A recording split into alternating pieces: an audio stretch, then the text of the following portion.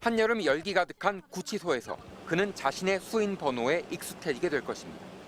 이제 그는 자신에게 허락된 의자가 구치소의 독방과 호송버스와 특검 조사실 테이블 앞에만 있음을 알게 될 것입니다. 자신의 망상을 실현하고 엄호해준다고 주장했던 대한민국의 헌법과 법률이 자신의 죄를 엄중히 규정하고 처단하기 위해 작동되고 있음을 알게 될 것입니다. 한 번도 자신의 입으로 죄송하다고 말하지 못했던 피의자 윤석열에게 깨달음의 시간입니다.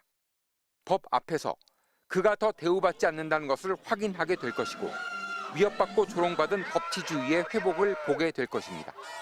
대한민국의 안전이 확인될 것입니다. 그는 혼란이었습니다.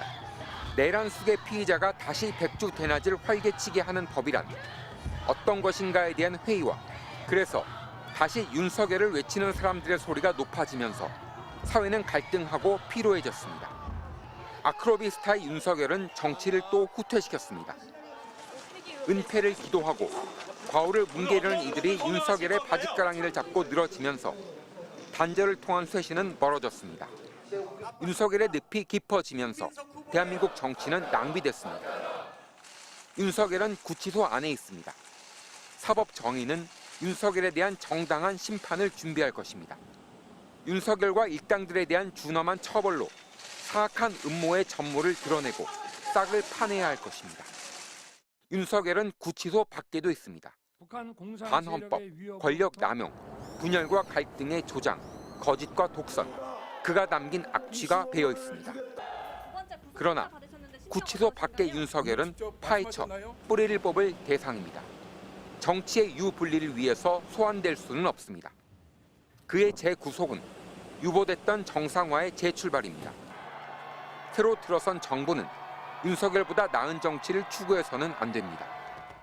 윤석열과의 비교를 요구해서는 안 됩니다. 윤석열은 기준일 수 없습니다. 윤석열은 이제 없어야 합니다. 윤석열이 망상한 비정상의 나라를 정상의 나라로 되돌려준 국민에게 답할 시간입니다. MBC 뉴스 김희웅입니다. 윤석열 대통령의 시대는 3년을 채우지 못했습니다. 게다가 마지막 넉 달은 거대한 혼란으로 대한민국을 흔들었습니다. 그의 시대가 남긴 것을 돌아봐야 하는 이유는 앞으로 우리가 무엇을 해야 하는가를 살펴야 하기 때문이기도 합니다. 김희웅 기자입니다. 윤석열과 대한민국의 대치는 끝났습니다. 그의 이름 뒤에 대통령의 호칭이 떼졌습니다. 앞선 쿠데타의 주역들이 누구누구 씨라고 불리듯이 이제 곧 전직 대통령으로서의 호칭도 위태롭습니다. 그야말로 호수 위에 비친 달빛을 건져내려는 것과 같은 허황된 것입니다. 무지를 가장하면서 그의 비유는 모욕적이었습니다. 스스로 비겁하면서 민주주의를 폭격하라는 지령을 내렸습니다. 계엄 선포 후 지난 넉 달, 그는 궁궐속 대통령의 지위만으로도 대한민국을 위협했습니다.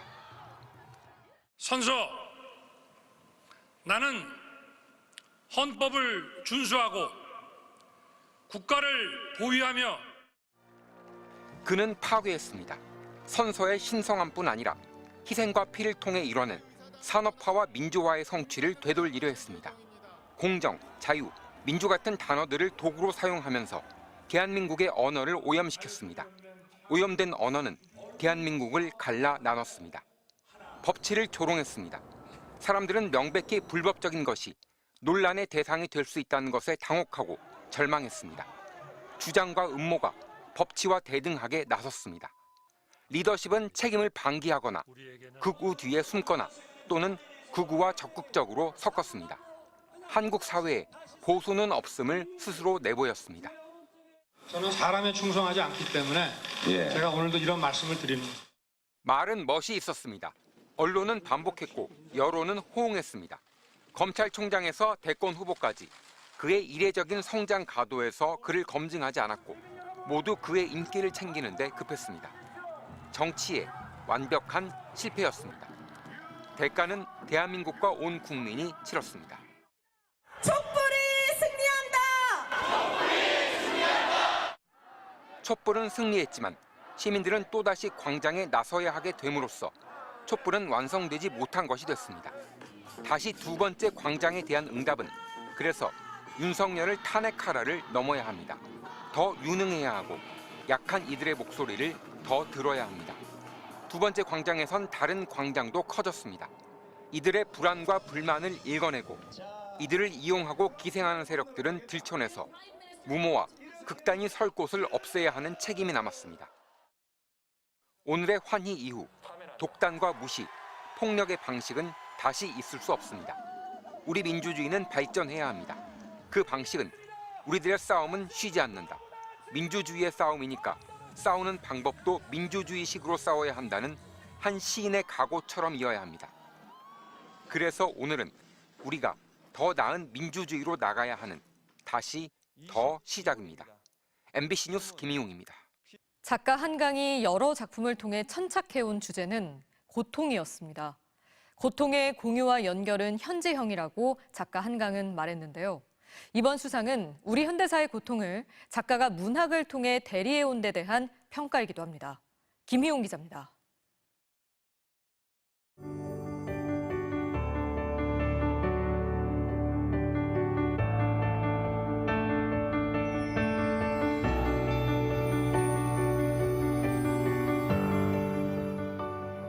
대학살과 파괴의 도시 폴란드 바르샤바에서 작가는 태어난 지 2시간 만에 숨을 거둔 언니를 떠올렸습니다. 23살 젊은 엄마는 하얀 베네옷에 생명을 안고 호소했습니다.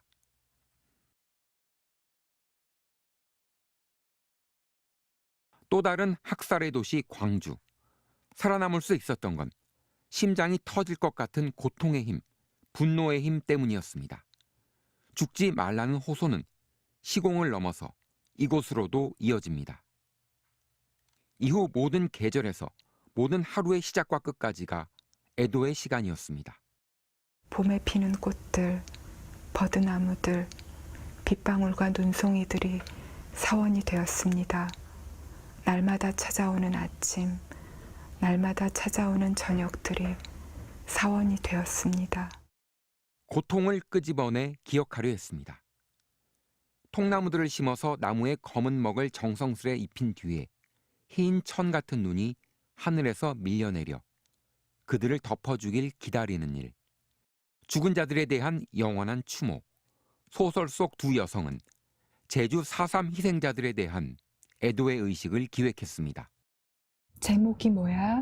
우리 프로젝트 말이야. 임선이 물었다. 나는 대답했다. 작별하지 않는다. 작별하지 않는다. 고통을 잊지 않겠다는 각오와 결의가 제목이 됐습니다. Han Kang emphasizes not only the power of the past over the present, but also the friend's attempts to bring to light what has fallen into collective oblivion. 고통에 대해 말하면서 고통에 다가가려는 작가의 노력이 문학이 추구해야 할 가장 진실한 것이라고 평가받았습니다. 그러나 작가 한강의 영광입니다. 국가의 영광으로 가져올 수는 없었습니다. 고통을 가한 주체가 국가였습니다. 국가는 고통을 온전히 기억하려 하지 않았습니다. 망각되는 고통을 기억해 공유하고 치유하는 기회를 우리 역사가 스스로는 온전히 해내지 못한 그 일을 노벨 문학상의 권위에 기대어서라도 작별하지 않으려는 이 겨울에 그 시절 가해자의 용어들이 들이닥쳤습니다. 암약하고 있는 반국가 세력, 대한민국 체제 전복 위협, 계엄법에 의해 처단한다. 고통을 공유하고 치유하는 국가를 가질 자부심을 땅에 쳐박았습니다. 암울했던 우리 현대사에서 문학은 시대의 지성이자 등대였고 구원이기도 했습니다. 2024년 대한민국, 다시 비상계엄과 노벨 문학상의 아이러니. 두 개의 질문을 이렇게 거꾸로 뒤집어야 한다는 것도 깨닫게 되었습니다. 과거가 현재를 도울 수 있는가? 죽은 자가 산 자를 구할 수 있는가? 우리는 지금 어느 국가의 시절에 있는 것인가? 라는 물음에 대해서 문학은 역사에서 답을 찾으라는 주문을 포기하지 말라는 희망을 제시합니다. MBC 뉴스 김희웅입니다. 햇살을 받아내는 나뭇잎, 바람과 하늘, 가을의 풍경, 하지만 우리는 2022년 가을을 추억한다고 말할 수 없습니다. 가을밤 이태원에 사람들이 많았습니다. 서울에서도 오고 부산에서도 오고 외국 유학생들도 오고 퇴근한 직장인들도 왔습니다. 코로나로 2년을 갑갑했었다는 이유가 아니어도 그렇게 놀러를 가서 즐겁게 놀고 오는 곳이 이태원이었습니다. 그날 이태원은 모두의 자식들이 있을 수 있는 곳이었습니다. 금쪽 같은 이들을 잃었습니다. 영혼이라도 팔아서 다시 돌아가고 싶은 청춘이었습니다. 아무나 붙잡고 자랑을 하면 다시 돌려보내줄까. 너무 예쁘거든요. 내 보물이거든요. 신뢰받은 희망을 갖고 왔는데 그렇게 나한테 잘해줬는데 그냥. 슬픔을 말에 담을 수 없어 글로 써서 전합니다. 바닥에 꽃을 놓고 무릎을 꿇고 눈물이 흘러서 구릅니다. 당신들은 아무런 잘못이 없습니다. 압사당할 것 같다. 빨리 출동해 달라는 112 신고가 잇따랐던 사실이 인력 보강을 요청했던 사실이 확인됐습니다. 그날 밤 이태원에는 국가가 있지 않았다는 것, 주최 측이 없어서라는, 그렇게 자백하는 그날 국가의 부재가 쓰리게 우리의 상처를 후벼 팝니다. 사과를 합니다. 머리를 숙이고 잘못했다고 합니다. 사과는 살아있는 자들을 상대로 할 뿐입니다. 죽은 사람들은 다시 살아오지 못합니다. 고통은 사과로 달래지지 않습니다. 슬픔을 사기라고 할 수 없습니다. 가장 슬픈 사람이 가장 정확히 알고 싶습니다. 정확히 알아야 슬픔과 싸우는 힘이 생기고 겨우 숨이라도 쉬면서 살아나가게 합니다. 이런 비극이 왜 발생했는지, 그날 또 우리 국가는 어디에 있었는지 밝히고 드러내서 샅샅이 찾아지면 돌덩이가 된 마음에 커다란 탄식이라도 한번 하게 해준다면 감히 그들을 위로할 수 있을지 모릅니다. 그 위로는 우리에게도 필요합니다. 분노와 우울과 불안으로 상처받았습니다. 저는 다른 데 놀러 갔고 그 친구들은 이태원에 놀러 간 것밖에 없는데. 그날 이후로 잠을 잘 때마다 지난 일이 자꾸 떠오르고.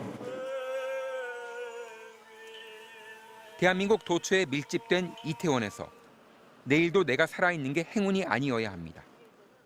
애도는 끝나지 않았습니다. MBC 뉴스 김희웅입니다.